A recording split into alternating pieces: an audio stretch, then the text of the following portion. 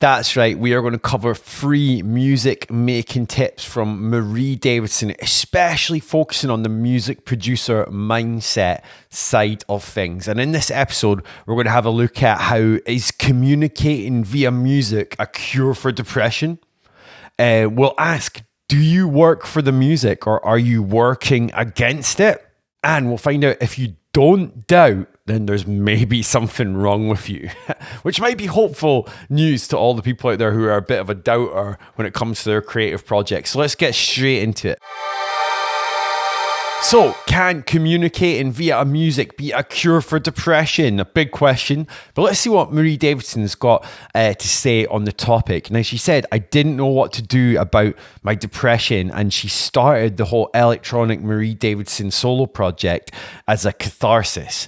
And she says she doesn't feel that way about music anymore, and doesn't feel like she categorizes her songs as dark or depressing. But she said that theatrical element of me acting out my life is like a positive way. It's not depressing for me, it's uplifting, and it helps me communicate in terms that I never could in real life, okay? Expressing things you might not actually want to say in real life, but through your music, getting it off your chest. I can relate to it. I can see where she's coming from, and loads of artists and musicians do this, even like novelists, other creative pursuits too. We're talking about music specifically just now. But she said, I'm someone who's really attached to meaning, for better or worse. I like it when things are clear. I'm very on the money with words, and I love poetry.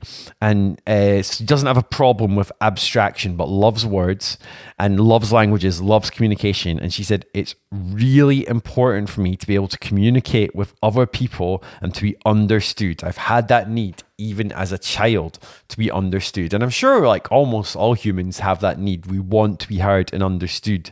And so it's kind of interesting, this thought about communicating through your music, putting super loads of meaning into it. Because I think when you're sometimes starting, especially in electronic music production, the goal is to like get kind of a dance floor moving, get people buzzing and vibing, which is super important. That is a catharsis in its own way. But what Marie Davidson does is not just through words, but through music as well, is puts this layers of meaning into it, which I think has made her, all her work, but especially her latest album, all the more powerful and better for it. So, although there's no proof that music making is a solid cure for depression, that's some of Marie Davidson's thoughts on it. And there are, however, although no proof it's like a cure, there are many, many, many studies that show the positive impact on mental health from making music, doing music, playing an instrument, things like that. And they're all over the internet. You can find them yourself. So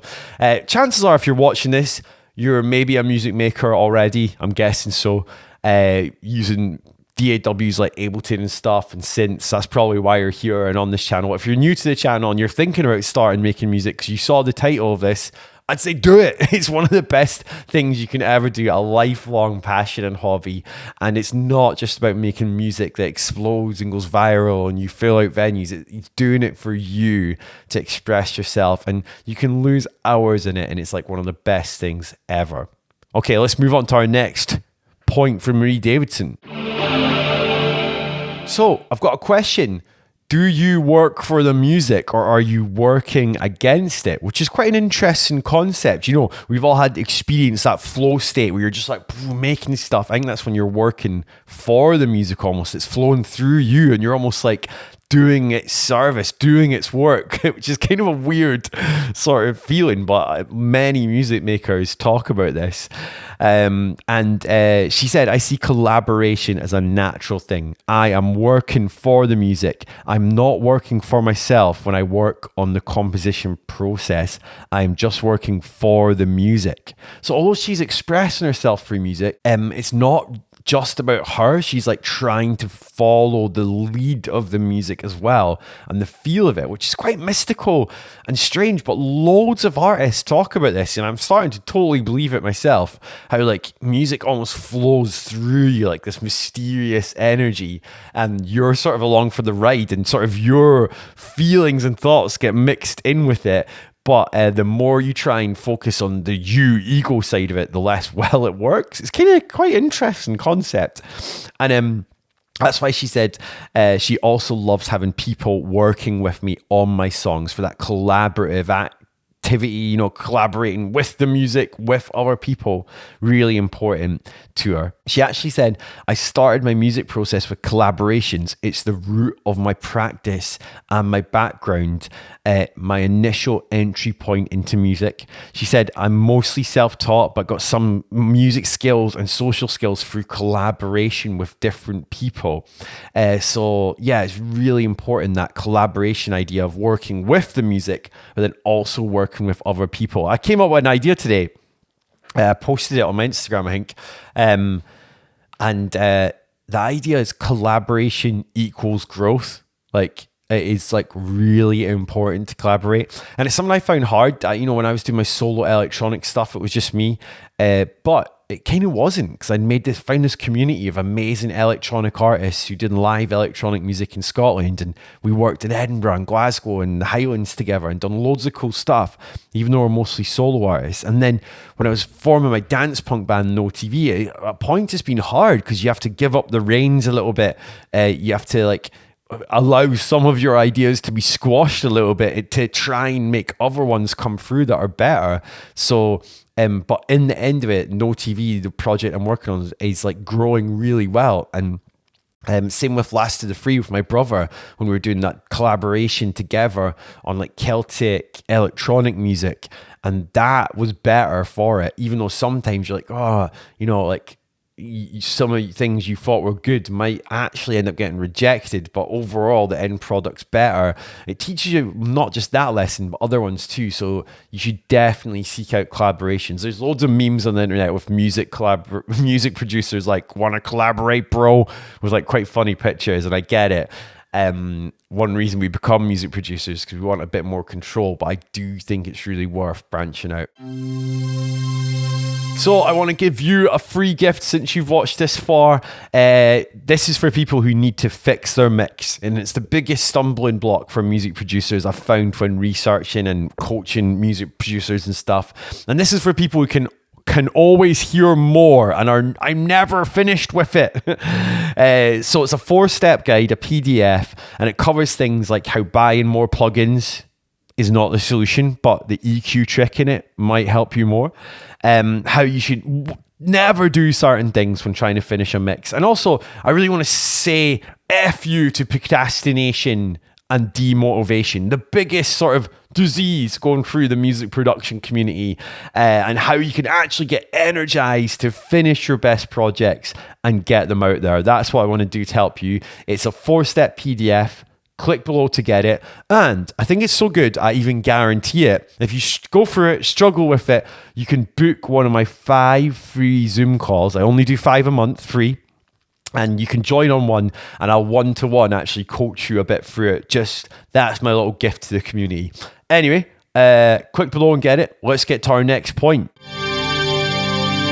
So this point in the podcast, Marie Davidson said, if you don't doubt, there is something wrong with you, which is hopefully going to be good news to all those demotivated doubters out there.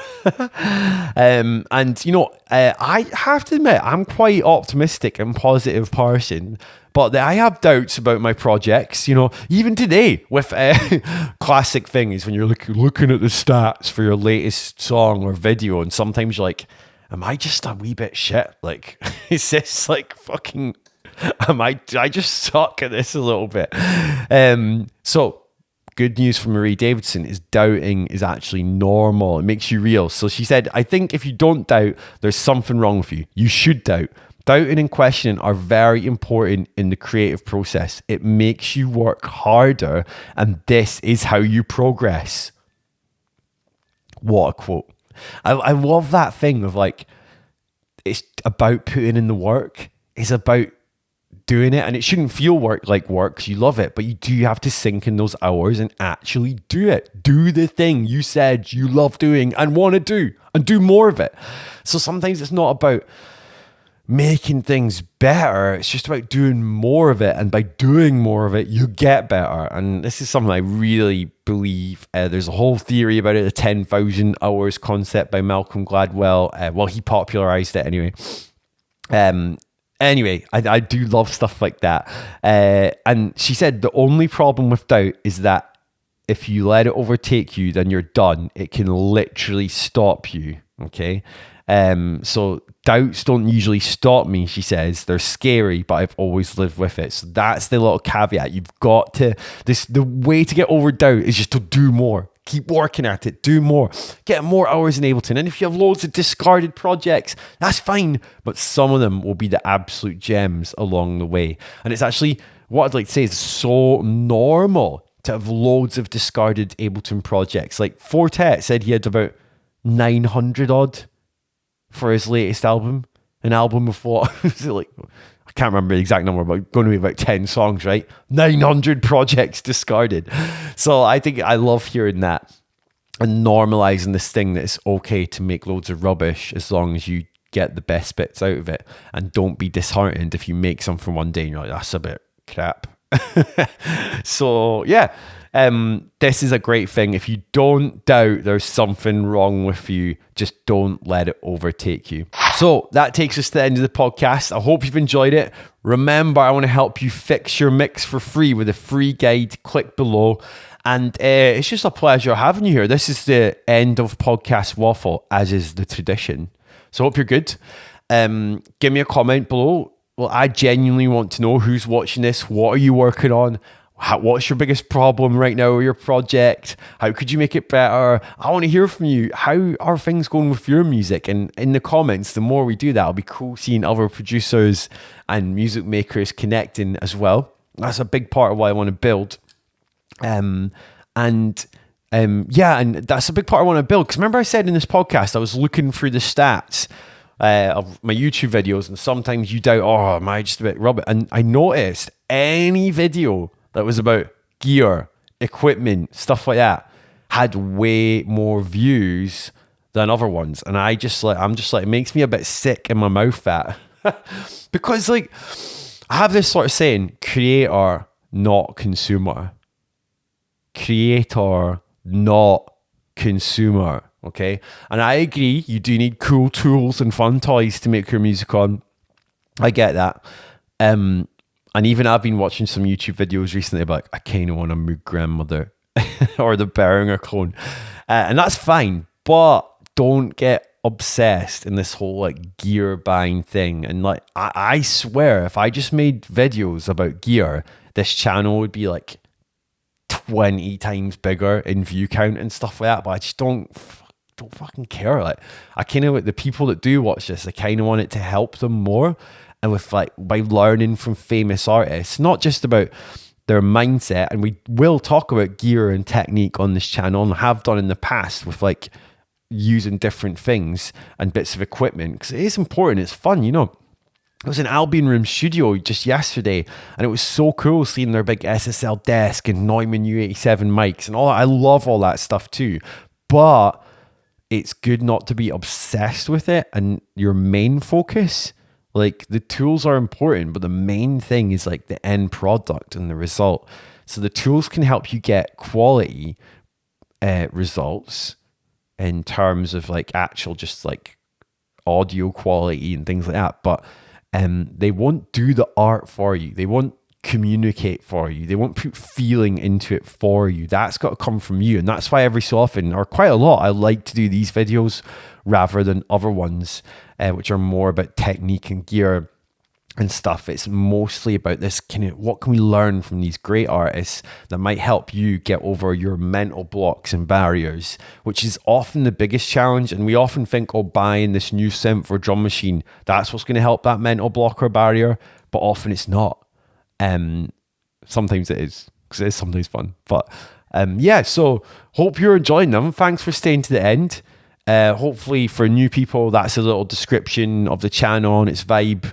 And for those of you who know the channel and watch regularly, thanks. And you know the crack here, Whiskey and Synths. I actually might have a little extra dram tonight. I've got some of Lafroig, a kind of oak aged one in the cupboard Sunday night. I'm recording this on a Sunday, so I might have a little dram to wind down tonight. I'm not mad about Lafroig. You know, some people love it, the fiery ones. I quite like them. I know some whiskies are just super smooth. I quite like the ones in the middle. Like a lot of Speyside ones are like that. Glenmorangies like that. Balblair's like that, where it's got quite a lot of taste, but it's got a smoothness to it as well. And this Lafroig version has a tiny bit of the smoother edge to it than other Lafroigs I've had. So yeah, I don't actually, although it's whiskey and synths, I don't actually talk about whiskey enough on this podcast. But maybe we should more. I know it's World Whiskey Day coming up as well, which is quite fun.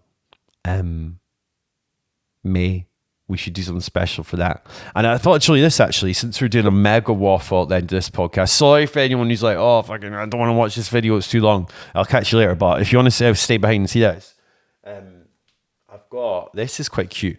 This is Dimple, like some sort of whiskey brand. And it was the Scottish Commonwealth Games 1986, the year I was born. So I found this just in a charity shop and I'm like, that is class, I'm having that. So that's quite cool. And shout out my colleague John, who got me the little Hip Flask Classic. What else we got that's sort of funny in here and whiskey or Scottish theme? This is the Iron Brew little Iron Brew IPA thing. Who's it made by again? Vault City, who I think are Edinburgh. And my partner got them in when she ran a Cayley in Margate, a big Cayley dance, and was like, oh, let's get some of that in, which is cool. And what other whiskey memorabilia do we have here? We've got the Angel Shares bottle, which is like the tiny little amount of the Angel Share. And oh man, I don't even know how to say this, and I'm Scottish. Glen Allachie, I'm going to call this one. My mum got me this little miniature one Christmas, and really liked it. From the Valley of the Rocks. Speyside. Like I said, I like Speysides. If anyone's watching this and wants to send me a whiskey, you know how other YouTubers and that have a buy me a coffee link? I should be like, buy Dave a dram link at the bottom. So yeah, sound as the waffle's probably now longer than the actual podcast, but there you go. That's the crack. Now is the time for you. YouTube hate me for doing this. To say close YouTube and go do music. Get out of the YouTube rabbit hole. I'm the only YouTuber you'll hear saying this. Fucking stop YouTube and go make some music. I'll catch you later. Bye. Whiskey.